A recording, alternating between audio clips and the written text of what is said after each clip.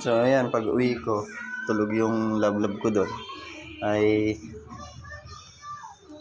nagkaroon na kasi ako ng advice. So, ibig sabihin, following na nun, ilang araw na lang, siguro isang linggo ay magkaka-item na rin. Kaya yun, nagkaroon siya na, binigyan niya ako ng gift. So, yan, yung nakasulat. So, ngayon ay July 4, 2024.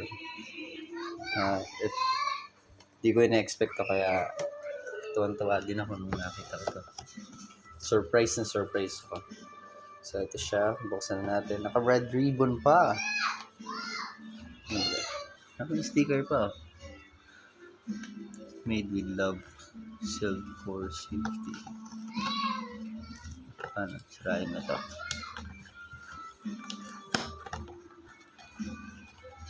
Yo.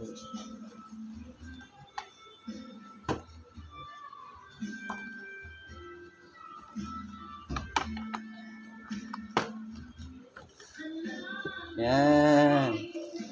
Ang ganda.